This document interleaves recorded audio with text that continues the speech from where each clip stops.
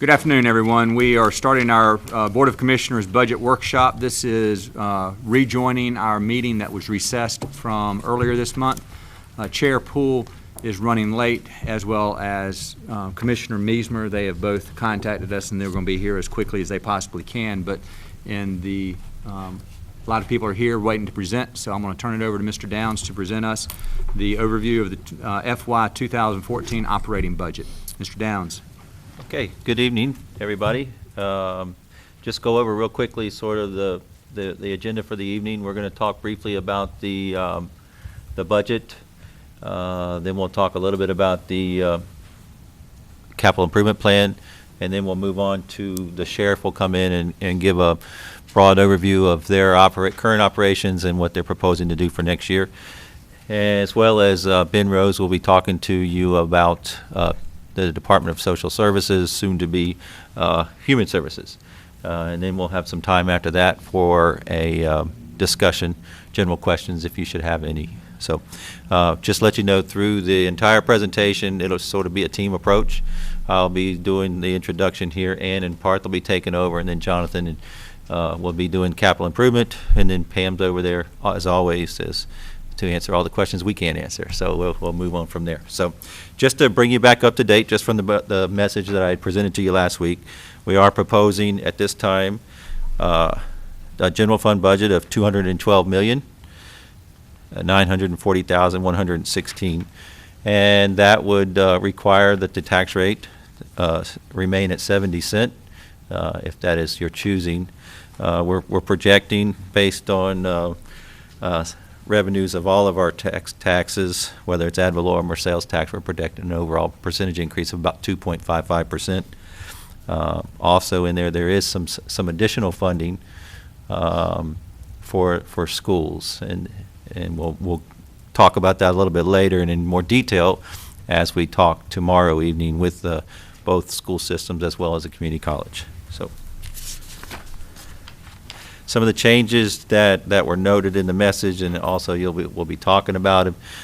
We have had an increased, along with our projected increase in revenues, that always correlates to increased activity that's going on. So as you already know, we've had an increased demand on building inspections, which that means that there's getting a lot more single-family housing starts as well as multifamily. Our plan room for commercial plans is full. So we anticipate some additional commercial industrial growth as well. There is an increased demand that is cited by the sheriff for needs in his patrol area, and we'll talk to you a little bit about that. Same thing with human services and our economic services and child welfare. There's some proposed needs, or we see them coming along. Well, actually, in economic services, there's some current needs that we're trying to address. Schools, we're proposing an increase in their technology because they were having to use their capital funds to fund the technology. So we're proposing to do some changes there. The DMV, our Division of Motor Vehicle System, is going to change and go to an electronic as well, and you get it at the point of when you get your new tags each year. So you would pay your taxes at that time. As we'll discuss here shortly, will create some one-time money that's available to you, some additional revenues from that program there that would be eligible for your use. We've already talked before, there's some increasing healthcare costs. We've revised our plans and done everything we can do, but just the economy itself is calling for and projecting out for the several years of about a 7.5% as we look to budget. Maintenance costs always continue, whether it's fuel or other supplies, continue to go up. Succession planning, we're looking to move in a direction so that as some of our management moves on to, whether it's retirement or moves on to through promotion or whatever, we want to make sure that we've got qualified people in line ready to move up. So some of the strategies or some of the approaches we've moved to take care of some of these changes that we're projecting. Again, we're needing to add more inspectors. You are approved in the current budget to add an additional inspector, and then you've also given us permission to go ahead and advertise for 3 additional inspectors that are in the budget. And again, just for the reminder of everybody, those are typically 100% funded by the permits themselves. Sheriff's Department, in addition to additional patrolmen for his areas of the unincorporated areas, we're also looking to join Midland in a mutual agreement there for adding additional or an enhanced law enforcement department in the town of Midland.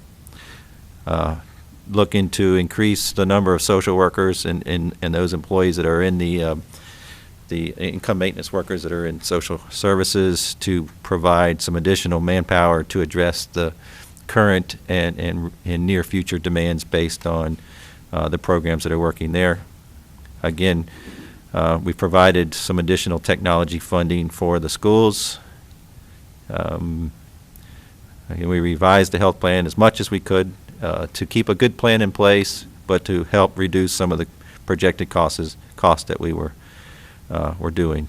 As far as maintenance costs, we are currently in a public-private relationship with a contractor to do maintenance at the Sheriff's Law Enforcement Center. We are moving in the direction to discontinue that and bring that in-house. We think we can do that a little better and a little cheaper by doing so. And as far as succession planning, we've included in this budget an assistant director for general services. The scope of their responsibilities have merited that they need some additional leadership there to help with the daily operations, as well as the human services. Their current board, the Social Services Board, has recommended that we entertain an additional person in there as an assistant director, or some type of a higher level management position that would be able to help the director out. So we'll go on from there. Some of those positions that we're talking about, you've got a couple of slides in between there. Yes.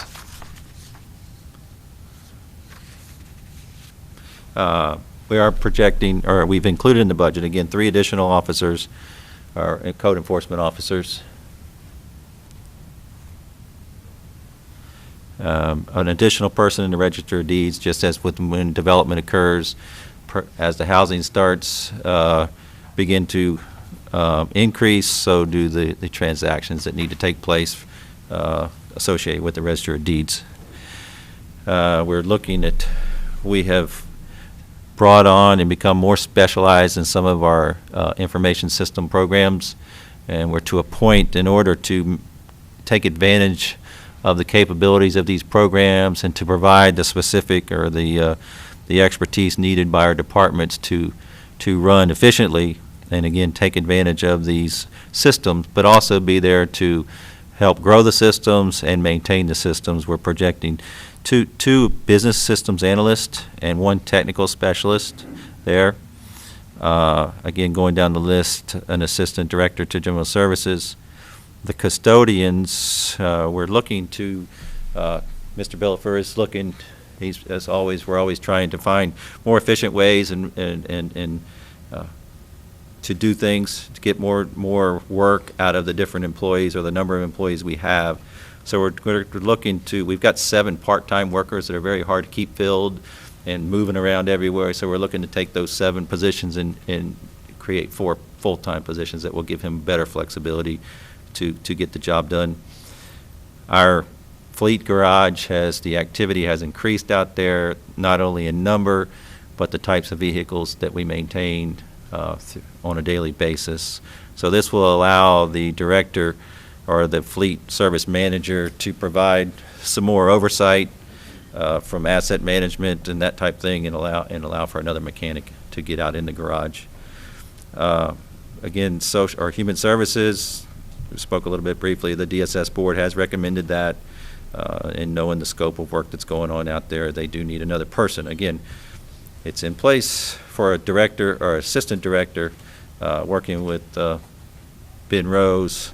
We will, if approved, we'll start looking at that a little more closely as to exactly what that title should be and what those responsibilities should be to ease some of his daily responsibilities. So the next few positions here, social work, investigative assessment, they're going to talk a little bit more about this, but we have a position in place right now for fraud investigation.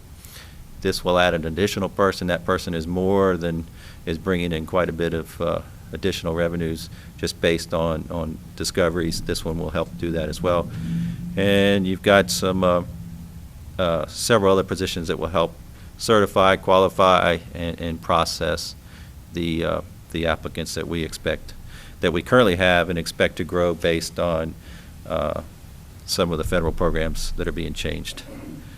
4 deputy patrolmen, and those are the two that the county would fund and 2 that the town of Midland would fund, and that would create their enhanced law enforcement division up there. Civilian telecommunicators. Currently, there's what we would do is the sheriff needs additional officers, and he can talk a little bit more about that out on the streets. What we're proposing to do is to hire civilian telecommunicators, put them into the 911 center, and allow the sheriff to relocate some of those sworn officers and put them in the streets where he needs the manpower out there.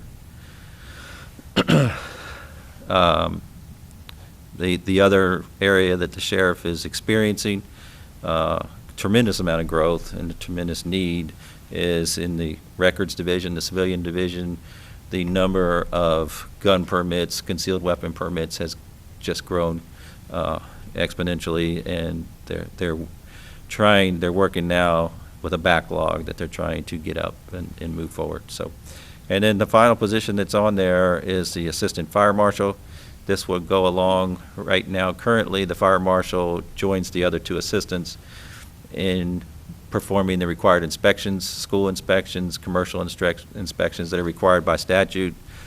And in order to meet those demands that are required for each year, it takes away from the fire marshal's time to work, excuse me, work more with the fire departments. And based on the fire plan, that's what they're recommending that we put in place. So, but all of the department heads are here that can provide input or answer any questions that you may have on those positions.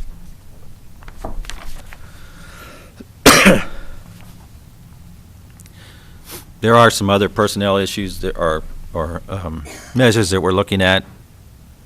There's a couple of reclassifications, and that's just due to additional responsibilities over the last couple of years.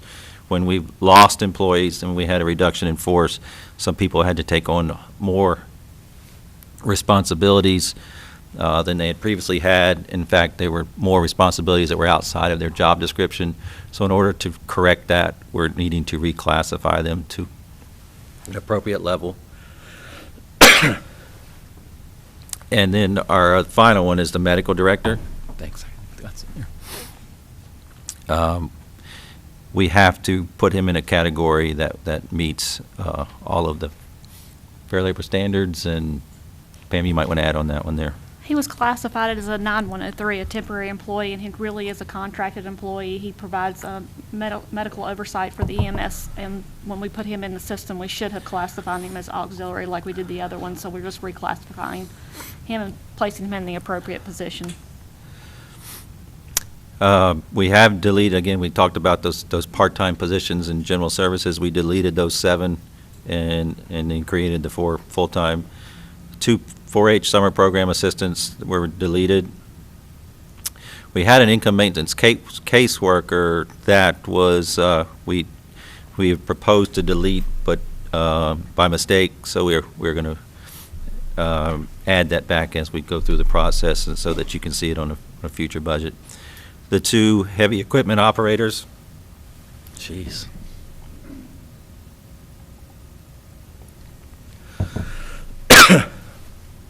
They're currently on the books as full-time employees. However, we've been contracting them, not knowing the future of the landfill. So we're going to delete them as full-time employees and continue the relationship as contracted employees. And then we've had to do some other hours that to make things work in the parks, to allow them some some better flexibility in the park areas. whether it's hours, whether it's duties, and that type of thing. And then the mail clerk, some additional hours. Pam, you want to talk to that one as well? The position was, it was very close to being classified as a 102 position, and the differential was very minimal. When we went through the evaluations of all employees subject to the health care reform, we did an assessment of every position, like with the paramedics, making sure that they were classified in the appropriate classification, they were receiving the benefits that were associated with those positions. And that was one particular position that was budgeted so close to being a 102, but just as shy of being that type of position. So we fixed that classification to stabilize it to a 102. And also in the 35 positions in the paramedics, they have a baseline of either 5 or 6 positions that have been classified as 102 based on the number of hours they worked over the last year. So we've adjusted those positions also to keep them in line. Our goal was to go through and evaluate and make sure we were ready for the health care reform changes, but was also to make sure that through all the positions we had, that we were treating all the employees appropriately based on the work schedules that they were working, and that's why we made the adjustments that we felt necessary to get them back in line. A 102 is a permanent part-time employee that works more than 1,000 hours a year, and they are subject to all the benefits except for health insurance until health care reform comes in, and then if they work more than 30 hours a year, they'll be also subject to health care. 30 hours a week, I'm so sorry. Yeah, that'd be nice. 30 hours a week, and then they'll be subject to health care, and we'll have 3 positions that'll be in line for that. But we felt like during the evaluation process that we should look through everybody, make sure they were in the appropriate classification in which the job that they did.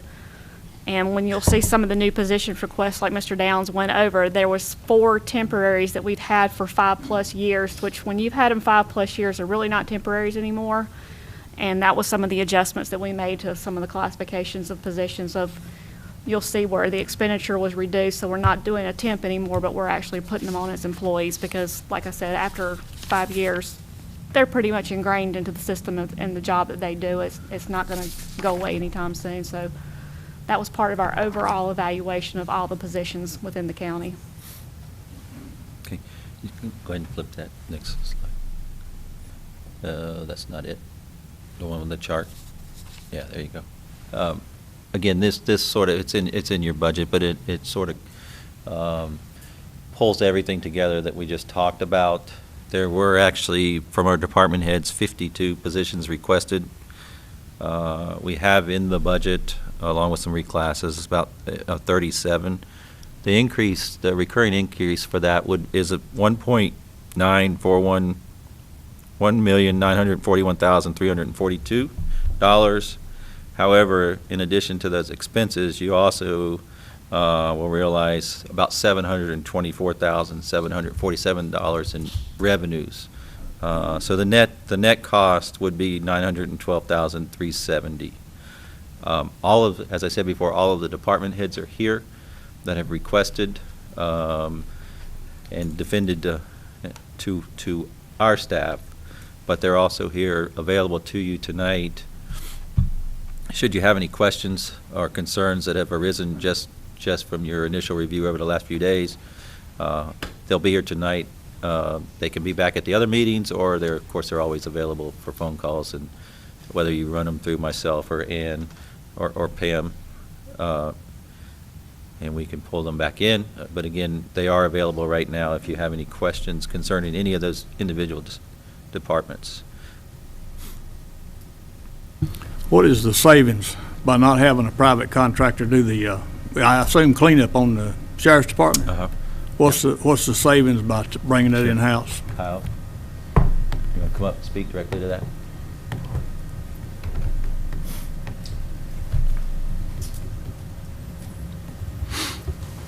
It's cleaning and building maintenance. It's about $150,000 savings. Is that per year or over? Yes. Okay. How did you figure that? We pay a management fee based on square footage. And we also pay for, they had 4 full-time employees over there. They had 4 full-time people That's correct. doing maintenance and cleanup. 3 doing maintenance, well, 2 doing on-hands maintenance, one of them the supervisor of that who also did maintenance, and then 1 custodian. We're going back with, right off the bat, 3 folks instead of 4, and also not having to pay the $87,000 management fee. Okay. How are you going, is that in taking over the law enforcement building maintenance and custodial work, is that going to fall under the downtown facilities supervision, or is it, I'm trying to figure out, are we going to add a supervisor in this? Or No. is it going to be conjoined effort between supervision of this building and the courthouse? I mean, how are you getting supervision of those Well, workers? we're getting supervision over 40-plus buildings now with not having supervisors in the building, but I'll have a special projects coordinator over there. That'll be my first in line for everything.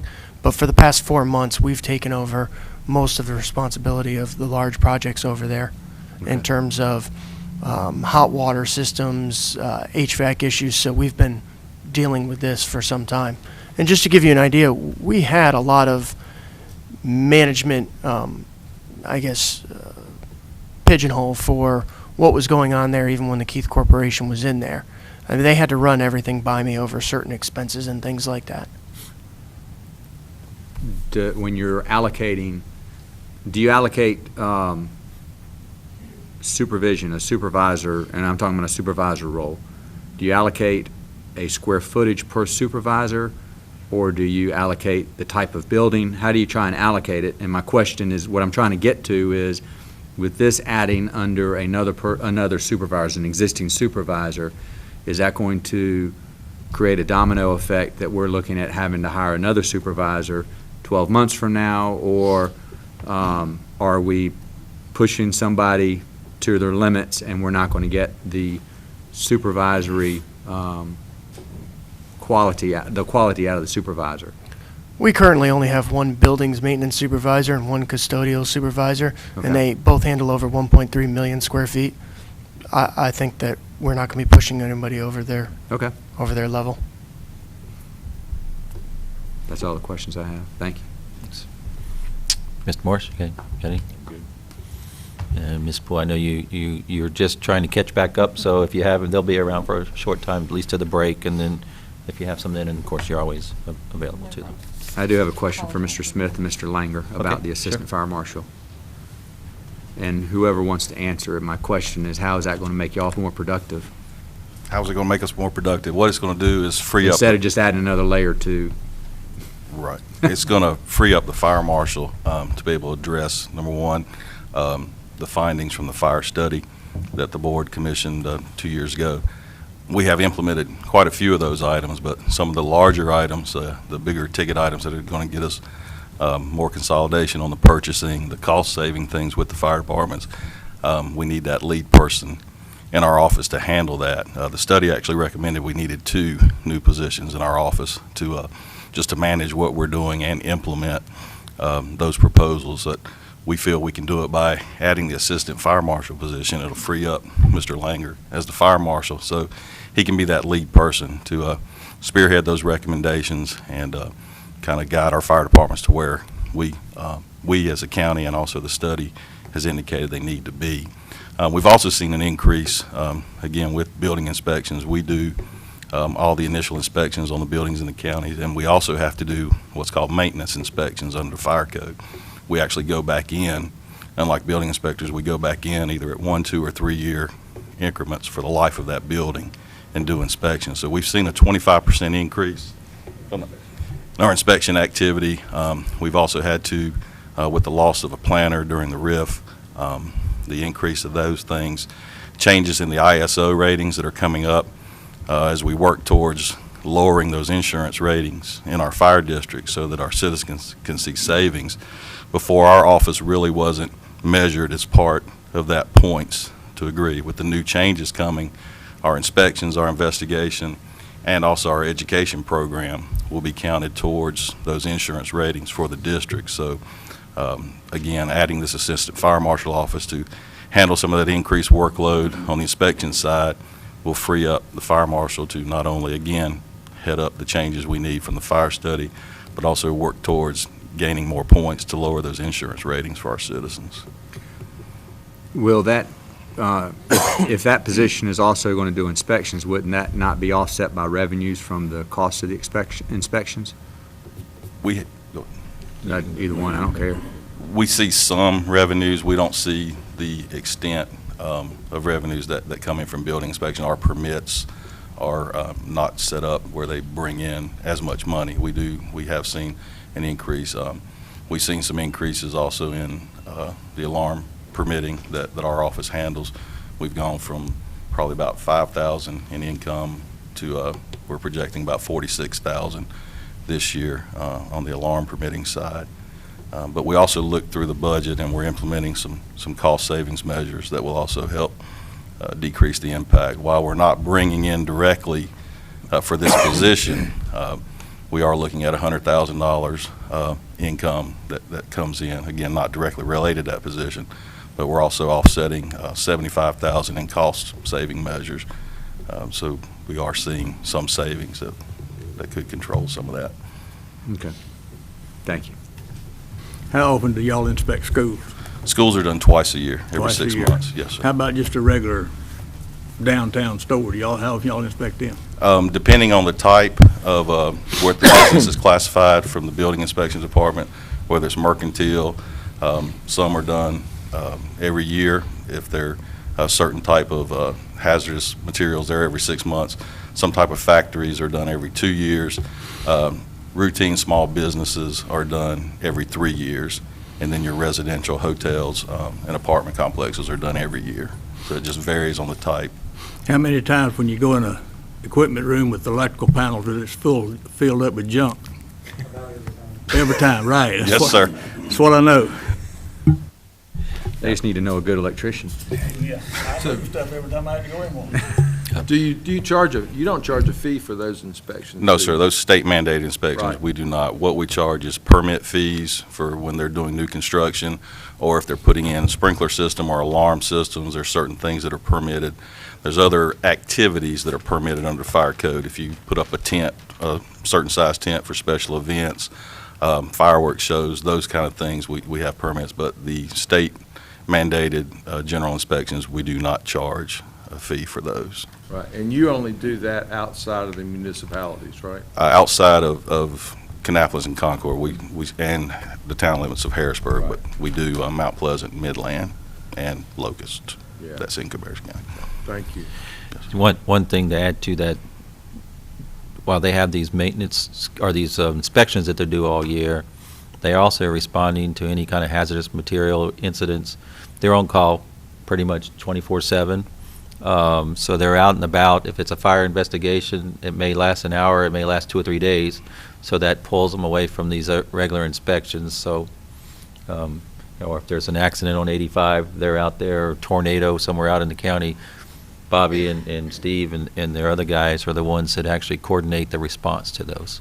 And run the emergency operating center, again, monitor the alarm permits and everything else. So they've got quite a responsibility that we've been able to manage for several years now, but it's getting to the point, especially with the addition, to try to get some of the projected goals or strategies that were identified in the fire study to get them moving forward. We really need to free up some of Steve's time to start meeting with those guys. So, okay.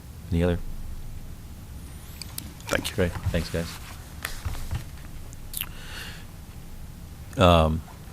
Debbie Brandon's here, if you want to talk about some of their positions, their 3 positions that they've requested, if you like her. You guys good on those? Those are what she does and her department does, helps the rest of us do what we need to do every day, and if we can't do it without their help. Are these at all related to Kannapolis City Schools and their desire for us to help them, or is this just? One position is, and it's fully funded by the agreement that was voted on, I believe, back in December, the network services agreement that we're providing network services for Kannapolis. the network technician. So is that one of these three? It is. Okay, which, is it a business systems No, analyst or the network technician. the technical specialist? Yes. Okay. And what does a business systems analyst do? The business analyst is going to help a lot with the budget, and we've used Munis as our ERP system for since 1999. Since then, we've added many modules. It started out as a financial system. Since then, we've turned it into an enterprise resource planning system. We need somebody to be the functional expert for all those different modules, and also be the liaison between the departments and IT to help meet their needs. In 2006, we had 20 IT staff, and we supported 552 full-time employees. In 2008, we took on DSS, and that took our percentage from 3.6 to 2.8, and now in 2012, we're back to 2006 levels where we have 20 employees, but we're supporting 920 county employees. So we've stretched pretty thin, and we have people, a long list of projects in waiting, so these two business analysts will help us with those projects. What kind of credentials are you looking for somebody like that?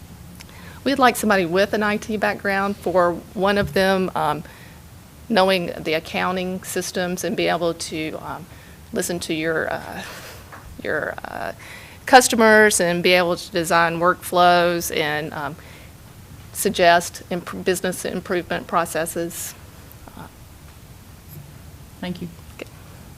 Anything else?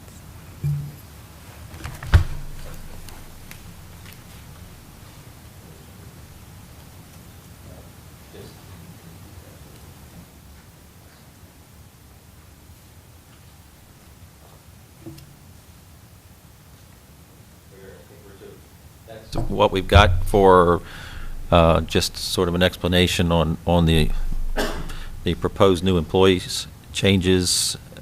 Again, if you have any more questions that come up after you read a little further or chew on what we've told you so far, feel free to give us a call, and we can make sure that department head is back here before you, either in the next 2 nights or just a phone call. So I'm going to turn it over to Ann now. She's going to take the budget and start talking a little bit more about the overall numbers, and then move on into the 5-year plan. Mr. Downs, if you'll turn to page 45. When I was looking at the numbers, there's 37 new employees with 12 deletions, which would leave 25 net, and there's 28 there. I don't know if the POS. I'm sorry, what page was that? 45, it's right here on the screen.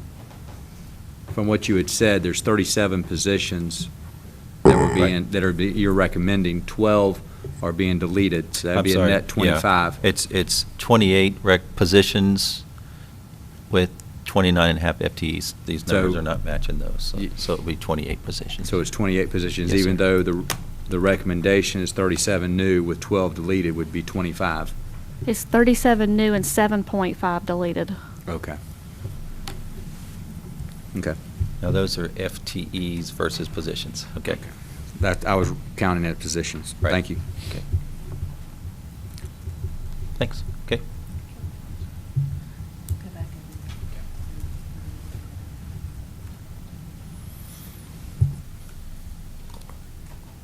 Do I just talk in here or push this?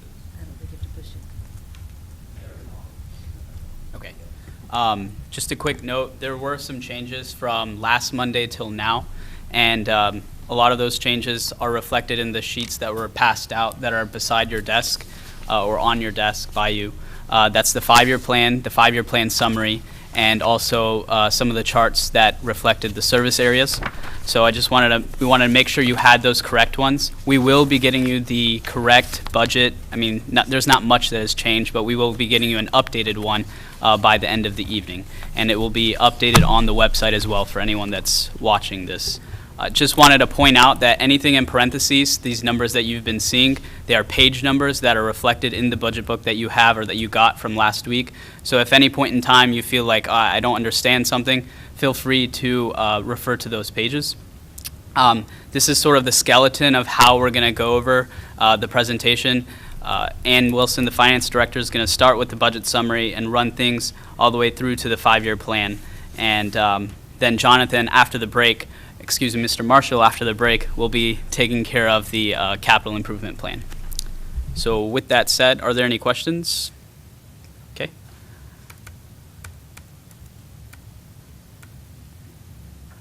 Do you want me to go over the schedule? Or- Okay. There we go. There's that. Okay. This first slide is kind of the overall in a nutshell. Fortunately, the tax rate remains the same in this proposed budget at 70 cents per hundred.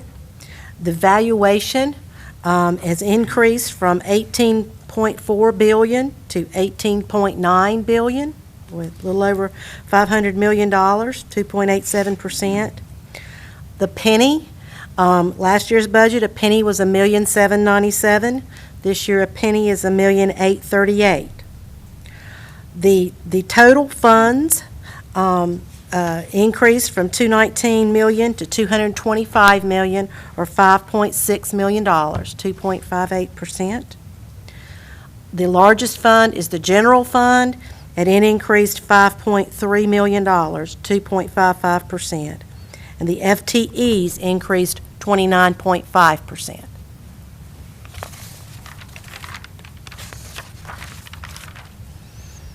All right, we just talked a little bit about the general fund, which increased $5.3 million. The other funds that are part of our annual funds, we have 5 annual funds. The next is the landfill fund, and it decreased $344,000. That's primarily due to the recycling program being moved to the general fund. Also, revenues there are projected to decline, as are engineering costs. The 911 system, that fund is increasing $69,000. That relates to the subscriber fees, and so we will have increased revenues from those subscriber fees. The Cabarrus Arena and Events Fund, which includes the fair, is decreasing $139,000. The contribution from the general fund to the arena fund is decreasing by $95,000. The health insurance fund, and notice the asterisk. We're going to be submitting a budget amendment to you at the June 16th meeting to adjust the current year numbers. When that is completed, the dollar change will be $776,000 from the new budget to what the 13 budget will then be, or an 8.9% increase. Now, of that 8.9% increase, $541,000 relates to increased cost of health care, and the change to add $300 per person for those who choose the OAP plan. That gives them $300 for their HRA program. The balance is health care cost on the new positions. And there is a graph showing all the funds, so you can see that big blue area, that's the general fund, which is 94.41% of all of our funds. And so I will be discussing the general fund from here on out. Does anyone have any questions about any of the other funds? All right. General fund. Let's start with revenues. In your packet, it would have been on page 71, but we've got the data here. This is revenues by source. And so I've got a handout for you on revenues by service area, which will further break these numbers down in a different way, but this way is by source. And let's just start with ad valorem taxes, number one. Mr. Wiesner has projected increases in ad valorem taxes of $6.2 million, which is 1.9% over the current year. And those represent 62.78% of the general fund revenues. So that was a good increase. The other taxes is primarily sales taxes, and we are projecting an increase of $5.3 million on sales tax. And I want to remind you that sales tax is a really hard one to estimate because of the way the refunds are handled, and historically Cabarrus County has trended differently from statewide figures. We won't know the actual sales tax that we are getting for fiscal 13 until August because they are 2 months in arrears. So when you're doing the budget in March and April, you've only got data through February. So this one is extremely difficult to forecast. Now, part of that $5.3 million increase relates to some under budgeting of revenues in this current year to the tune of $1.8 million. Relates to under budgeted revenues in 13, and that relates to the quarter-cent Article 46 sales tax that was not annualized. So that makes the adjusted increase $3.5 million or 11.2%. Now, this other tax column is 17.31% of the general fund budget. The next category is intergovernmental revenues. Now, those $19.5 million consist mostly of state and federal grants. Approximately $6.2 million is for human service activities, but it also includes things like the federal 2011A subsidy. There's $703,000 in there for that. Some transportation grants, about $1 million. Some JCPC money that comes through and then we pass it through. Some court facility fees, and a state library grant. So those are the kinds of things that are in intergovernmental revenues. Now, you notice that's decreasing, $862,000. There were some state and federal cuts due to sequestration and what's going on with the state. However, the total in that category is only declining $862,000. And $525,000 of that relates to the Porter Farm grant that is in 13. That's a one-time thing, so that would have been that decrease. So that helps you. All right, the permits and fees. Those two areas represent the building inspectors and the Register of Deeds, and they increased about $1.1 million. The building inspectors are projected to increase $671,000, and the Register of Deeds $400,000. The next category is sales and services.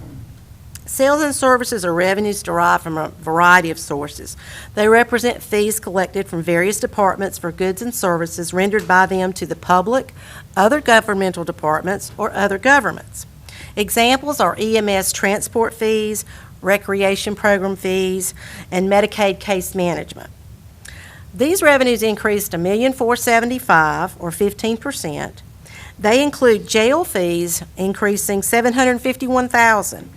$480,000 was for the state misdemeanor confinement fees, and $280,000 is for the ICE program. Also, there's reimbursement from the town of Midland for $125,000 for those deputies. Harrisburg, $60,000. Ambulance fees increasing of $145,000, and Medicaid case management of $115,000. So that's what's going on in sales and service. Investment earnings. Now this is one that has its good side and its bad side. The change is really too immaterial to talk about. It was good for our debt issuance a few weeks ago, but it's not very good right now as we're trying to project investment earnings. So we did not project much increase there. The miscellaneous category, and it declined $117,000. That's where our donations and grants from non-governmentals are recorded, things like proceeds from sale of fixed assets. The budget is amended during the year for those kinds of things, and so that's why it starts out low and then builds as the year goes on. The last category is other financing sources, which you will see had a large decrease of 52% and almost $8 million from $16 million to $7 million. Those include the fund balance, and if you'll recall this year there's $5.6 million in fund balance budgeted. This budget does not budget any fund balance. Also in that category is our lottery proceeds. Now, what happened with lottery proceeds is the county collected about $10 million in lottery proceeds, which during their 5-year planning process, you laid out what was going to be used for each year. So last year we used $7.3 million. This fiscal year was projected to use the $4 $1.2 million, I believe. And then after that, it goes to the $2 million a year, which is what we expect to be getting in from the lottery every year. So, so that's what's going on with there. So those two large amounts, the fund balance and the lottery, is what's declining over 50%. So overall, revenues are up 5.3 million, 2.55%. Do you have any questions on your revenues? Sure. Yes, sir. In regards to ad valorem and sales tax, how are we coming out with an extra 6.2 million for ad valorem? Is that homes, is that businesses, is that? I'm going to defer to Mr. Wiesner for that.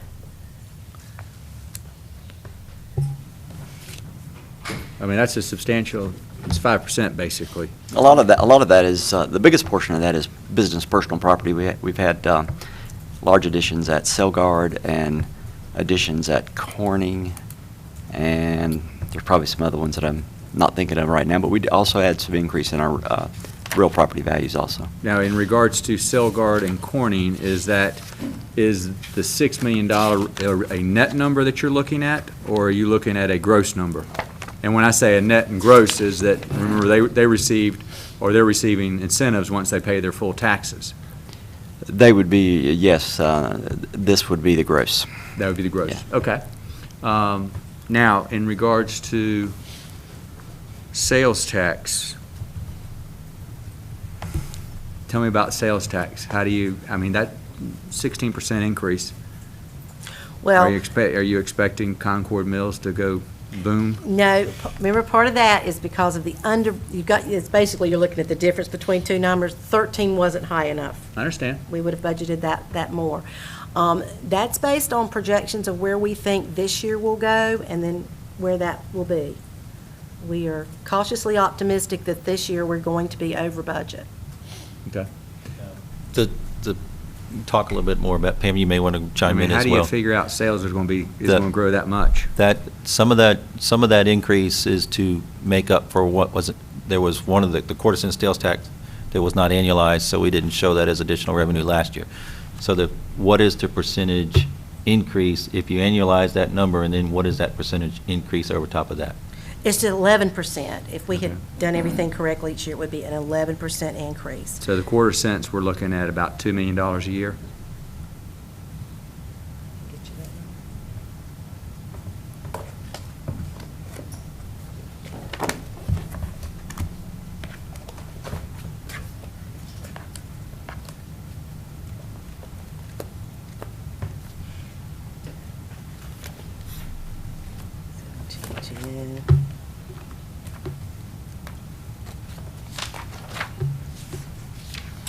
Quarter cent, I was thinking, $5,940,000 Okay.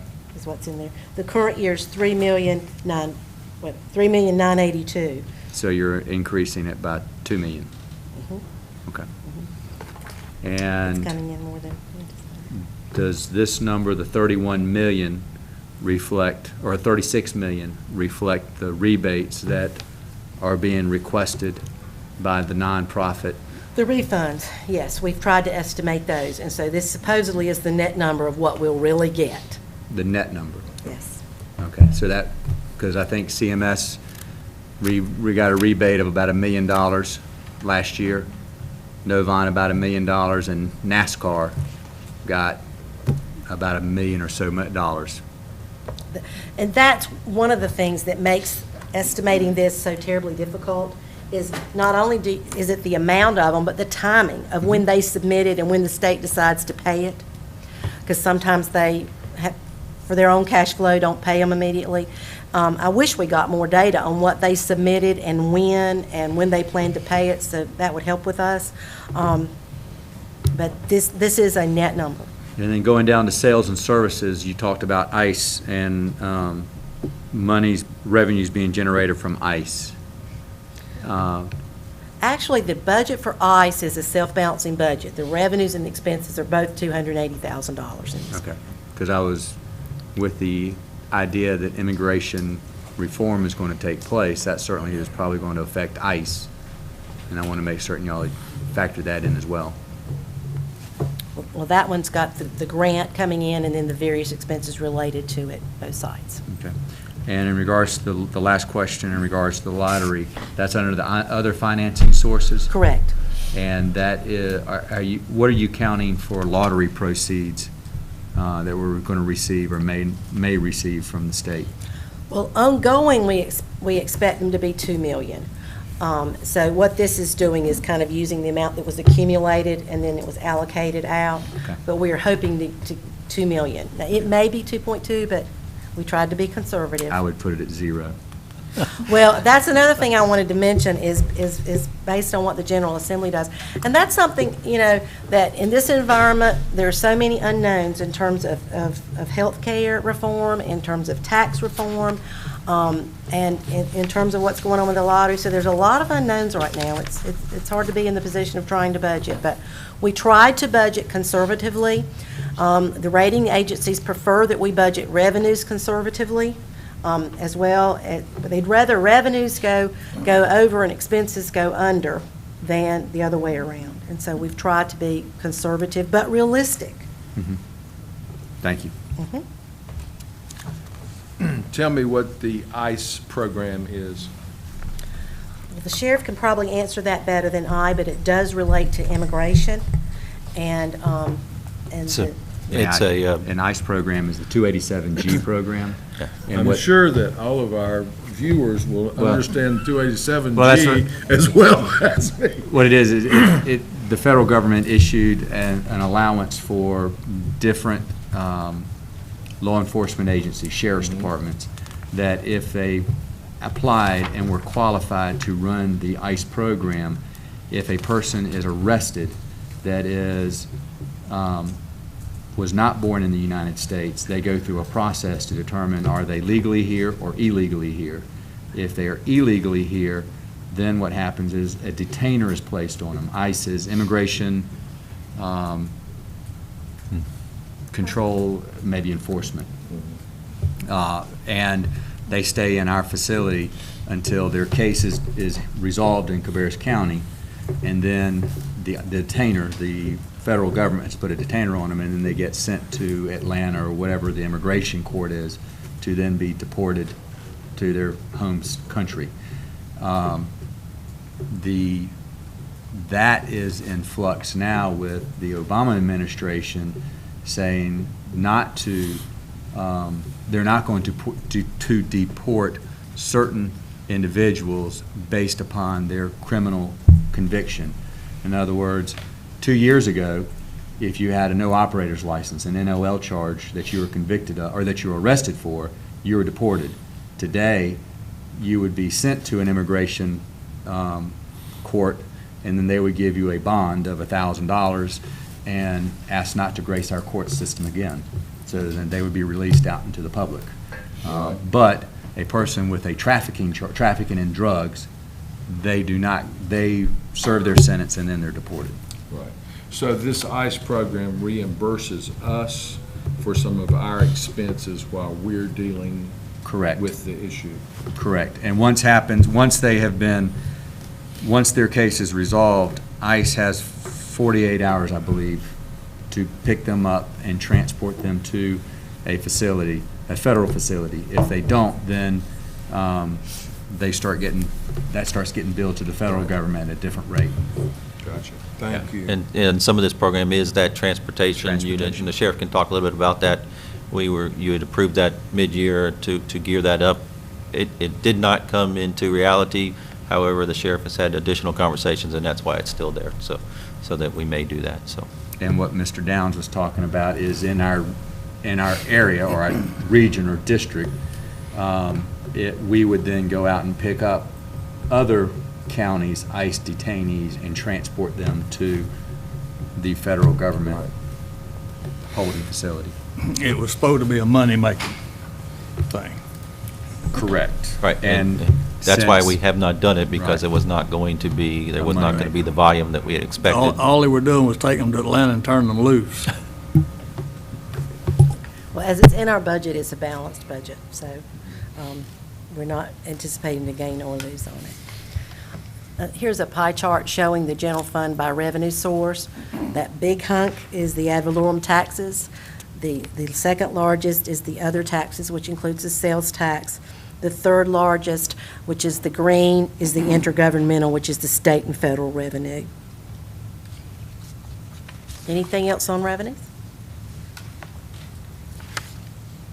Okay, let's talk expenses. I'm referring to page 71 in your budget. This is a chart of the expenses by category. The categories being personnel, operations, and capital outlay. And because you did a lot of one-time funding for education, I've segregated the capital outlay into kind of a regular and then the one-time things that you did last year. And so, as you can see, the largest increase is in the personnel services. Let me tell you what's in personnel. The 2004 budget includes a 1.5% COLA, health insurance increases, even though there are some plan changes, and unemployment increases. The local government retirement system also increased the local government contribution for us, for our general employees, from 6.74 to 7.07%, and for the law enforcement officers, from 7.22 to 7.28%. The budget does return to our policy regarding salary surveys and merits for exemplary performance of employees. These changes will be reflected in all departments. Mr. Downs has discussed some of the particular personnel position changes. Now, the overall change in operations was 2.73%, or $3.9 million. Now, the largest changes are the economic development incentives, which increased $1.1 million. As we looked at the economic development incentives, and these are on grants previously awarded, they go up and down based on timing of what they will submit, but this year is a higher year with an increase of $1.1 million. Also, the school current expense, which increased $1.4 million, is included in that operation line. And the contingency, which increased $1.8 million, is included in that. Other things which were reducing was the debt service declined by $1 million. Miscellaneous operational cost increased about $761,000. Now, the capital outlay decreased in fiscal 14 by about $1 million for the county operations. Now, what is included in that $1.8 million is $1.266 million in motor vehicles. Then you'll notice in the education, last year you appropriated $3.495 million in one-time capital funds for the schools. This year, there's $1.5 million proposed for a site for an elementary school. And so the difference there is a negative $1,996,000.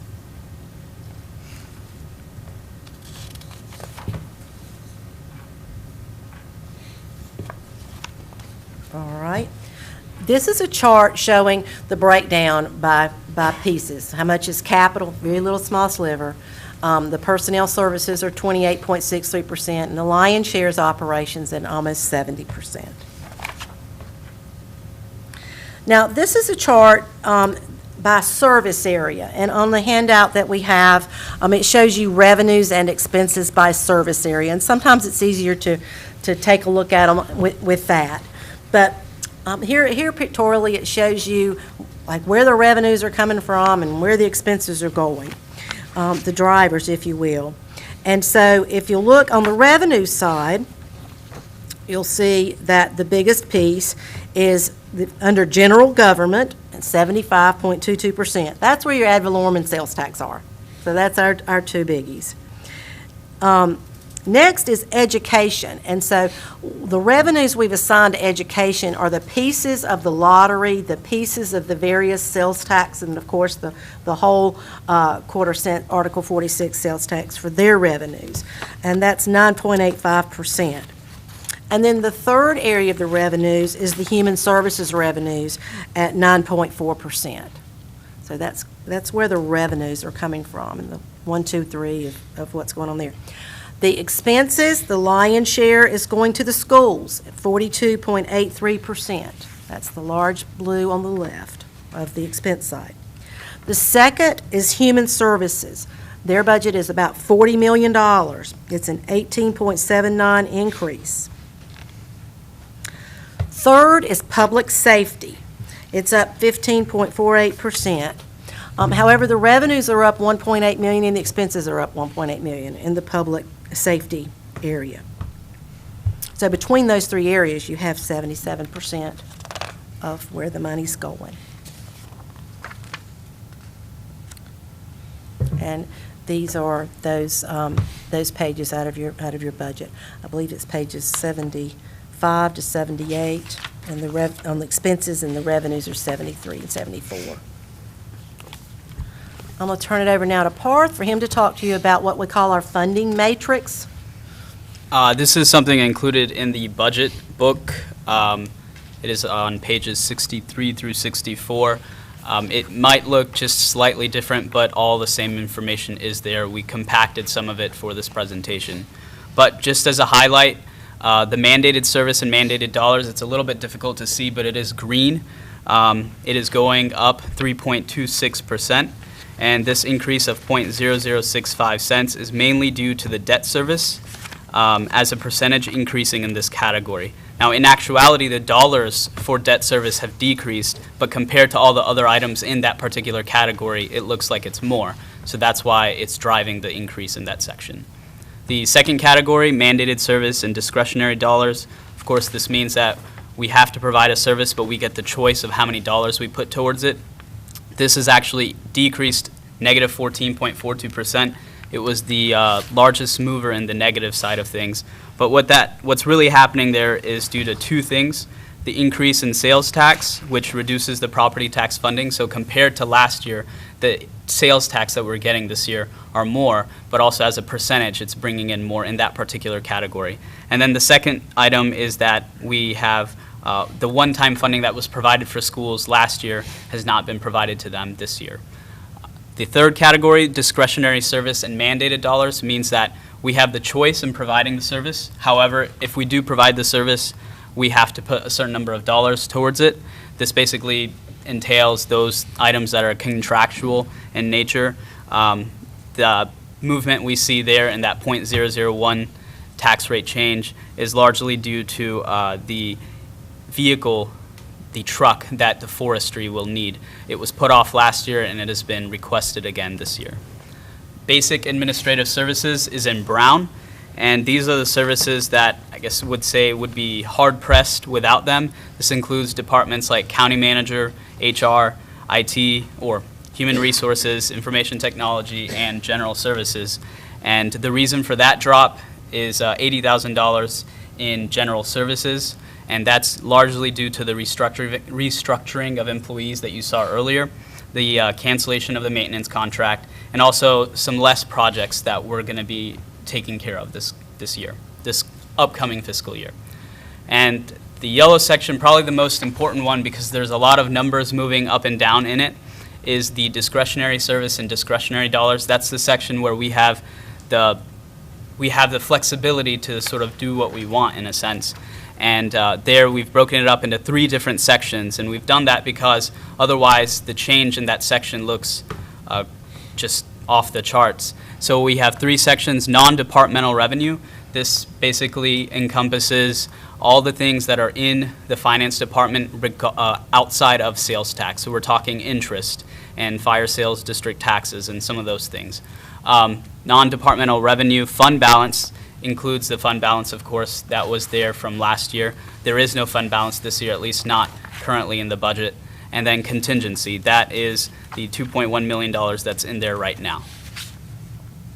Now, the takeaway from all of this, of course, is that all of this comes down to 70 cents last year for fiscal year 13, and also for the upcoming fiscal year, the request is 70 cents as well.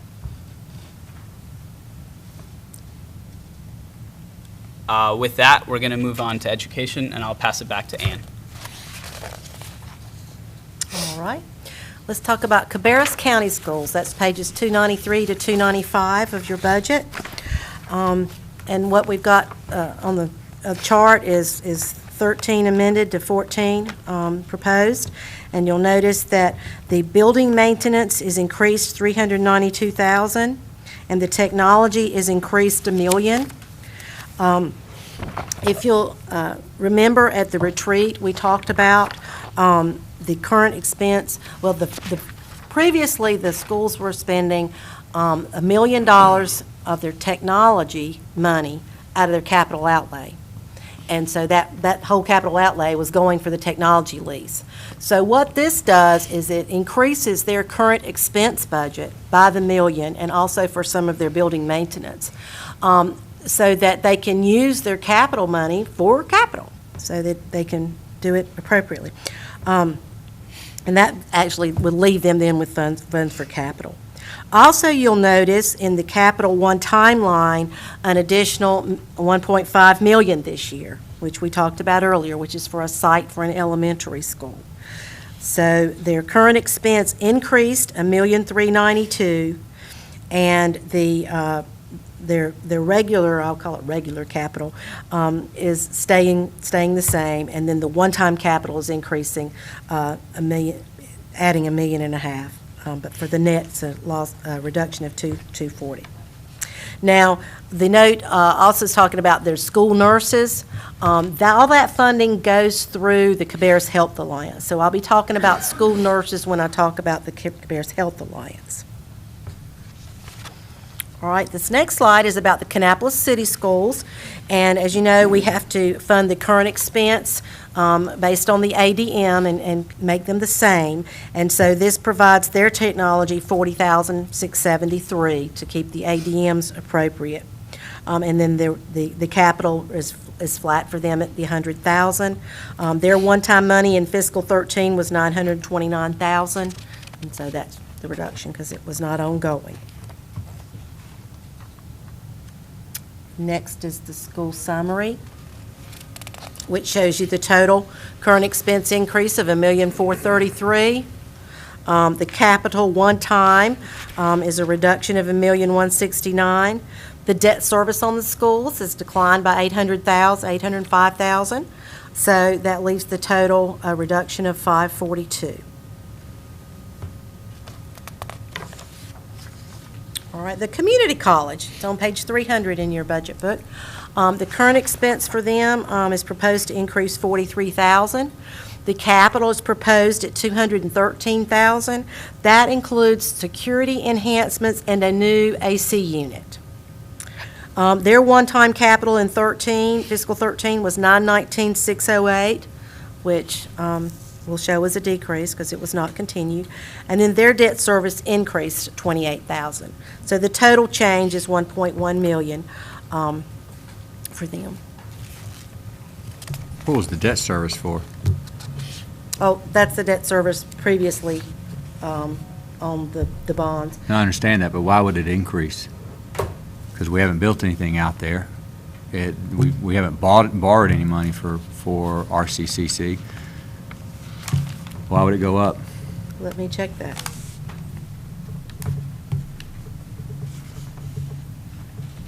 Those should be coming right off the amortization schedules. Well, But I that's a good understand, but question, and I will research that. Which one you want? This your budget? Here's the budget itself. I don't need the answer right now, but if you'll look at that, because we haven't borrowed any money out there. The only thing we did was we did one time $300,000, but we haven't borrowed any money in 8 years.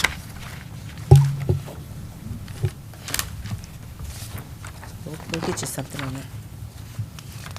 Outside agencies. Okay, the outside agencies is on page 307 of your budget. The first one is the Arts Council. It is proposed to remain the same at $26,000. The Economic Development Corporation, in the current year budget, it was budgeted in 2 lines, but it's the same amount, $312,000 both years. The fire districts, this is the sales tax that goes through to the fire district, and as sales tax increased, so does the sales tax to the fire district. That increased $59,000. Just real quick, this is in addition to their property tax. Based on the way that we tax through the ad valorem process that we are responsible for paying sales tax to the fire districts as well.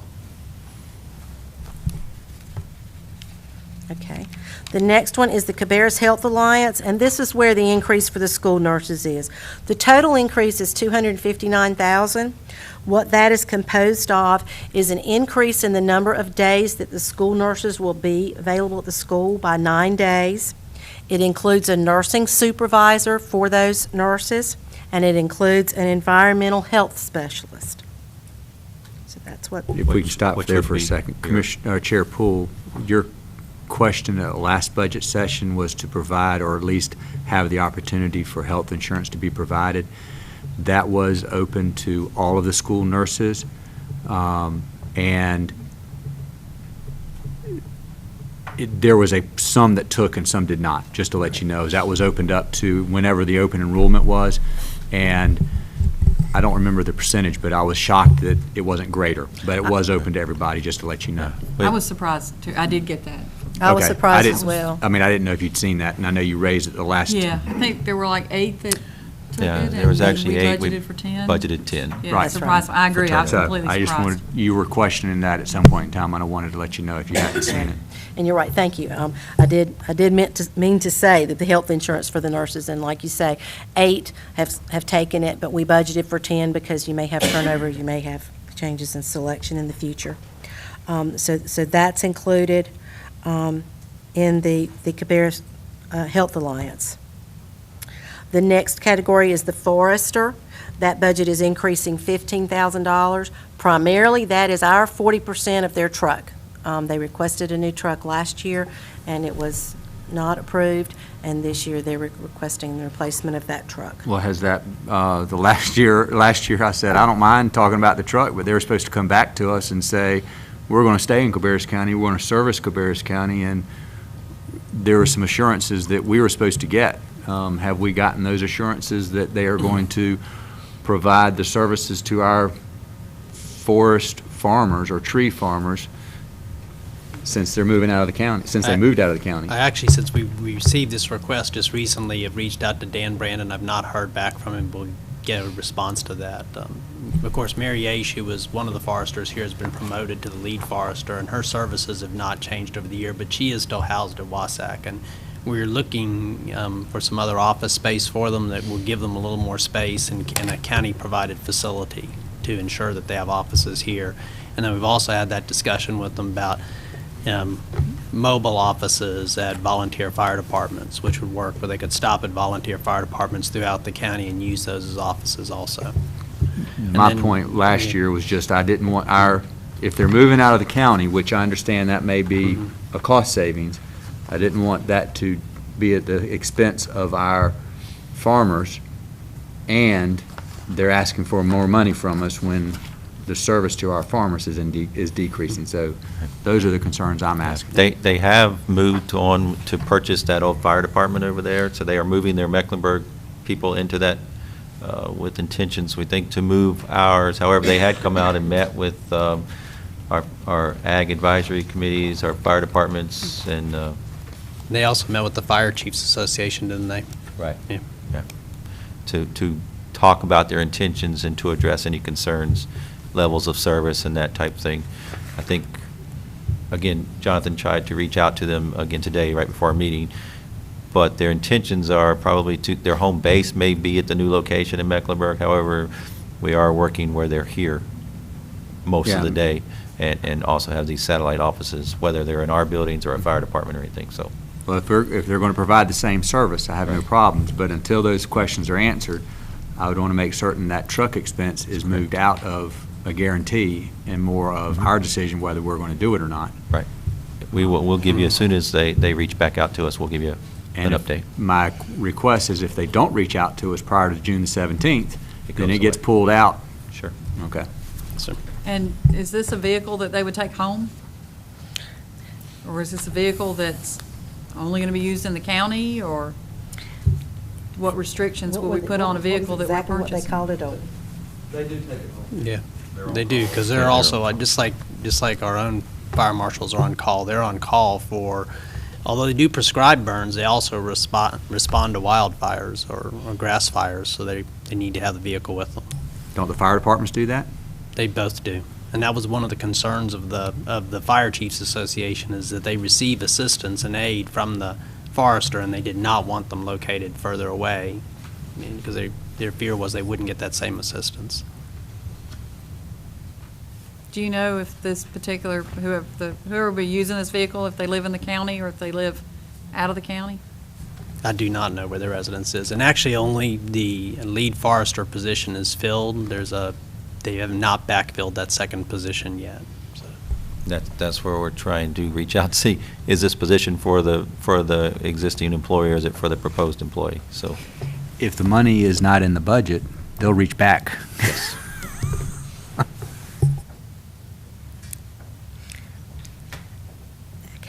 The next item is Cardinal Innovations Healthcare. It is proposed to remain flat, their funding at $614,000. The Juvenile Crime Prevention Council, otherwise known as JCPC, those funds are like pass-through, that we receive the funds and then allocate them out, and we're expecting a $71,500 increase in those funds that are awarded to Bears County. And then the Special Olympics is proposed to increase $670. At the appropriate time, whether it's today or whether it's Thursday, I'd like to talk about the Arts Council and whether we fund them or not. They're going to make a short presentation on Thursday evening. Okay. The increase for Special Olympics, where's the 670 come from? I mean, is that a 1.5% salary increase, or what is it? Actually, I think last year when we went to contract negotiations, that they miscalculated, so they absorbed the 670, I believe. So it was what we pay is salary and benefits. Okay. So we'll get a good number for you on that. But in fact, we would need to amend. We would have to actually update that contract as well to show this number as well.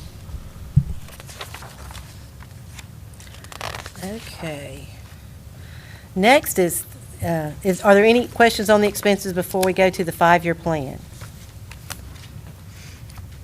Okay, well, you have in front of you the latest and greatest 5-year plan. And I'm going to try to go through that and show the projections as we see them now. Let's start with the revenues. First, we've got the ad valorem taxes of $2,780,000 in 14, and this projection assumes that they increase 1.5% to 15, and then 2% every year thereafter. And then if you'll notice, in fiscal year 17, it would be calendar year 16, there will be a revaluation. And what Mr. Wiesner's projected is a 6% increase upon reval, which will be $6.7 million. So that's the ad valorem. Now, the other thing about the taxes is this tax and tag together, we're anticipating a higher collection percentage. Right now, the collection percentage is 89.9%. And we think if you can't get your tag before you pay your tax, that will increase. And so I've assumed that it increased 5% and got up to 94%. So that's $470,000, and that would start in fiscal 15. The next section is on sales taxes. We showed the growth, and I've got the quarter cent separate from the other sales taxes. But they're all projected at the same rate of growth of 1.5% per year. So we slow, steady growth is what we are hoping for, and have projected based on that. Ambulance fees, we have projected an increase of 2% after this year, over that, and that's mainly growth in trips, not necessarily in any rates. Building inspection, after the large increase this year, we are projecting 6% on the other additional years per year. Register of Deeds, after this year, we are projecting 4% increases to Register of Deeds revenues. The next line is the QSCAB subsidy payments. Those are subject to the federal sequestration. So what we have done is reduce that 8.7%, and we have assumed that that is permanent, and that was 67,000. Okay, wait a minute, explain that again? The QSCAB subsidies. Yeah. So we agreed to borrow money, and now they're coming back and saying the agreement we had originally, they're not, because of sequestration, they're not honoring an agreement that was made originally. So therefore, we're picking up the expense of the QSCB loans that the federal government previously said that they were going to cover. Now, they've also said, some believe they may go back further. I have not budgeted for them going back further. Surely they will not do that. But that's possible, and yes, you're right. That was unusual. So, at some point, not right now, I would like some more information on that. I'd like to have more detailed, maybe in here too, detailed information on that, on what we agreed to begin with, and how that's playing out. Yeah, they agreed to up to a certain interest rate percentage, and we qualified for that except for a nominal amount. The sequestration, big word, said that they would take 8.7% out of our next payment, and they would only do it for 1 quarter. We did it for both payments, because usually when the federal government takes something, they don't really give it back, so we kind of felt like they would not give that back. But yes, that is what they've done. There is a huge outcry from the finance directors in North Carolina over the commitment that was made and what has happened to us. But we are stated to it is what it is, and we need to abide by it. Well, and I understand planning for it. You know, you make a plan and try to do the best you can, you know that, and all of a sudden they come back and say, oh, well, sorry, we had our fingers crossed or something, I don't know. The next category is increases and decreases in other revenues. That includes $900,000 in delinquent taxes. What we would project is that whether they're delinquent or current, between the two kinds of taxes, that would carry forward into the next year. Then for the one-time revenue sources, Mr. Downs has referred to the DMV. In essence, we're going to get 16 months of revenue in this fiscal year, which will bring in $2,467,000 in one-time funds. And then we've still got this last year of the COPS proceeds, school debt of $2,188,000 that we're counting on. And then the lottery proceeds that were allocated to this fiscal year were $4.9 million. Now you'll notice that next year it drops to $2 million and goes on there. So one thing I want to point out is that when you look at fiscal 14 and you see the one-time money between the COPS and the lottery, and then the $2 million the next year, that's a $5.1 million drop from 14 to 15. 15 year is the tight, fiscal 15 is the tightest year in this 5-year plan. Because of that, because we hadn't had time to increase with the sales tax and the property tax to make up for that big a reduction. It was a planned reduction, but a reduction. Okay, on the expenditure side, Mr. Downs has talked about the personnel increases with the $1,941,000. What's coming on in 15 is the library at Midland and the EMS co-station at Concord Mills. So what you're going to see is the $468,299 in the personnel, and if you'll look down to operating miscellaneous, you'll see the other side of the what I call below the line, the non-personnel, for those two items, the $313,175. Now let's back up to the health insurance. The increase for this year was $907,000. We are projecting a slight increase for 15 of only $300,000, and then we're back to 7% a year. And that's what I believe Mark 3 tells us, that no matter what you do, the costs are going to go up around 7% a year. So that's just to relate to the cost increase. You see the $23,724 in fiscal 15. That is for 3 FTEs that will be affected by healthcare reform and will be able to go on our insurance because they work more than 30 hours a week. The next And line, let me ask you about that one. okay. Benefits for part-time employees. I mean, I know that we don't have to put them on till 2015. Is there a reason why we wouldn't want to put them on? It's only 3 people. Or is that just our discussion? Is there any legal reason? There is not a legal reason. When we originally put the budget together, we were following the plan for the healthcare reform. However, when the request came from the Health Alliance for their positions, based on the insurance plan they were under, they had to do early implementation. So there is a discrepancy of when we're adding their part-time employees versus when we're adding our own part-time employees. So that flexibility is up to the commissioners to make that decision. Okay, and I would just say to the other commissioners that there's only 3 that if all these changes take place, we only have 3 people that are part-time and at $23,724. If we're going to advance the Health Alliance, the school nurses by a year, then I'd like for us to think about, I don't know who those 3 people are. I can't put names to them, so it doesn't have anything to do with that, but we might want to think about moving them up in this next year.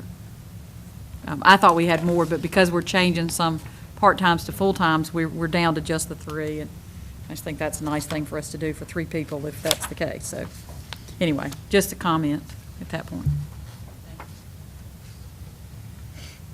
Okay. The next line is the increases in merits, salaries, adjustments, COLAs, both for the county and the outside agencies. That's $1,013,000 in 14. You'll notice we did not put anything in the future years. We assume that those will be discussed at the retreats every year, and that's where we'll get our guidance on all of the agencies that are affected there. The operating miscellaneous, we've already talked a little bit about that. 761 this year, 313 next year for the EMS and the library, and then because those amounts are so low, I put $1.5 million in the 3rd year because I know that there will be operational increases that will need to be funded. The next 2 lines are the regular retirement on the debt service for the schools. If you'll notice, in fiscal 16, there's $1,330,000 added to the plan. That $1,330,000 is the first principal payment on the Q-scabs. They were deferred for 5 years, and so that's the first principal payment that will occur now through the rest of the period. If you'll look in fiscal 17, you'll see new debt service for capital needs of $8,433,430. In the process of the budget, we realize that there are a lot of capital needs amongst both the county, the schools, and the community college. And so what that represents is if you so chose to finance through general obligation bonds $100,000 in debt in fiscal 17, 100 million, excuse me, 100 million. We wouldn't finance 100,000, would we, Jay? 100 million in debt in fiscal 17. Those would be the debt service on that, based on, I think we raised it about 1.5 basis points from what we just did. And that would fit, because that is the revaluation year, into the plan and not require a tax increase. So that is included in the plan. And that would be a tax rate change, not necessarily a tax rate increase during a reval year. So that would fit in. The next line is about economic development incentive grants, and you'll see that they're, up 1.1 this year, up 50 the next, down 674 the next, down 1.2 the next, and down 167 the next. So that's just how they roll with the arrangement. So that one is very volatile. Let me ask you, I'm sorry, real quick, go back up to QSCBs. Okay. How many years, is that 20 years? 12, 15? Yeah, I just want to make sure, because I know you have it in there for every year, but I want to make a note of how many years that is to pay off those QSCBs when you get that. Thank you. We'll get you that information shortly. Okay, the next line relates to the obligation to Kannapolis, the TIF obligation. And what you'll see there is the change. We've got $1.4 million in this year's budget, and the change is only $44,000. And you see the change, and that's off an amort schedule. And I thought it really weird that in fiscal 17, it's a negative number and then goes back positive, but that is how the amort schedule reads. What else? The next item is the increase in the current expense funding for the schools, which we've put in 14, $1,433,000. I have left the rest of the years blank. That's based on your decisions. The increase in contribution to the Health Alliance, this year it's $259,000. That there again, that's an annual thing. We'll get advice at the retreat on what you plan to do with COLAs and increases to the Health Alliance. The Q-Scabs are a 15-year deal, Ms. Poole, and the final payment will be in 2026. Thanks, Pam.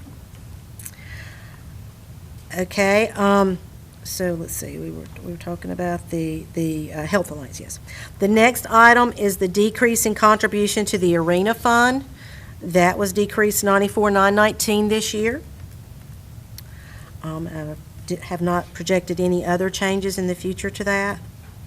And the increase in contingency for this year, the increase is $1,894,000. In fiscal 15, I projected that would come down by $1.2 million. So therefore, what you do with that increase would need to be one-time funding. All right, the next item, now we're into the one-time expenditures. Let me ask you a question. Okay. Based on how we do, if you look at the current expense funding for schools, because there's not even a dash in there. Normally, when you put a zero in, Okay. it puts a dash. So is that presuming, since there's nothing out, that's presuming that 1.4 would be continued each year? Yes. There just wouldn't be an increase? Right. Okay, that's what I just want to make sure. That's right. What That's what you normally do, I want to make sure that's what you're looking What at. this is projecting is the $1,433,000 would be a continuing thing. Okay, thank you. Okay, we talked about the contingency. Okay, capital improvement plan. And Mr. Marshall's going to give you a detail on the capital improvement plan. And it's increased this year from the general fund, and that's because that's what we did with the DMV proceeds, those one-time DMV proceeds, is we used those for some one-time capital improvement needs. So that totaled $4,203,000 in this fiscal year, and then reduced back to $1,220,000, which I think has been pretty much your ongoing amount in the future years. And then the last item is the state unemployment fund of $222,911. In this particular year, we're getting the double whammy. We are going to have to pay the bill like we always have, and in addition, we are having to make payments every month, or every quarter, based on our taxable wages into the state's fund to create them a fund to pay the feds out of. And so in the future years, we'll just true up the fund based on what they had to pay on our behalf. But in this first year, it's upfronting them the funds to pay at the state level. So that would this plan would produce a balanced budget for 14 and 15. And then in 16, there is some excess, $2.1 million. $6 million in 17 and $10 million in 18, but those years are so far out, it's hard to project. Any questions about the 5-year plan? One thing I failed to mention is we plan to do a assessment of all of our fees in the fall, so that you can approve them, and they will be live January 1. So we do plan to do that. Okay, and I just want to make one comment about your comment earlier about the new debt service, just to make sure for people that'll listen to this. That's not a guarantee. That would be that a general obligation bond would take a bond referendum, Yes, it would. which is a pretty monumental effort, having done it in the past. And that typically falls on both school systems and the community college, whoever's going to benefit from the bond referendum, to work very hard, and that would have to be on a ballot and voted on by the citizens if they felt like those needs should be funded. So this board would have a discussion on if we wanted to place it on a ballot and the amount to be placed on a ballot. That's what we would do. And then it would be the citizens of Cabarrus County to decide if they felt like the county should go into debt for any of those type projects. So I just want to make sure, I don't want anybody to go away and say, oh, they're going to do a $100 million bond referendum, because we haven't had that discussion yet. That's a number that you picked out for budgeting process, and that will be a lengthy discussion for this board and the school boards to kind of wrap our heads around and figure out what we really do want to look at. But I just want to make sure that nobody goes away thinking we've already agreed to do a bond referendum. And just to add to that, it's not necessarily all schools. You have two large projects that are on the horizon. It's just a matter, we've pushed them out several times. One would be a new courthouse, and one would potentially be a new human services building. So those would be in consideration too. Yeah, I just want to make sure people realize that Right. we have not made any plans yet, so. Right. This was kind of for informational purposes, because I realized in the discussion that there were a lot of needs. I knew that you may choose to address them, and wanted to show when that would fit into the plan in terms of debt. So in the overall picture, we're projecting slow but steady growth. So let's hope Well, that to that expand on what Commissioner Poole just said, basically everything on this page is you looking into your crystal ball. So it's all a guessing game. Yes, you it know. is. Yes, it is. Yes, it is. Right. Right. Well, and there again, it's a projection for the current year, but the further out, obviously, you go, the more the ball gets hazy as you look in there. So, but this is a requirement of the GFOA for our budget, and I do think it does help to kind of lay things out and to see what's coming up year after year, so that you can see the years that might be a little leaner, and then and show what if things happen as you expect at the time, things may turn out. Any other questions? Well, I thank you so much for your attention. I know this is a lot of numbers and a lot of charts and very tedious, but I appreciate your attention. And if you do have any questions, please either call or email me, and we'll be sure to get you answers. And I believe there's one question we're still getting an answer for on Jay on the RCC debt service. Commissioners, we are 30 minutes behind schedule, which probably isn't too bad, all things considered. Let's take a real quick 10-minute break. So we're going to start back at 5 minutes till. So it's just a little bit more than 10 minutes if we can do that. Take a quick break, and then we'll start back. Yes.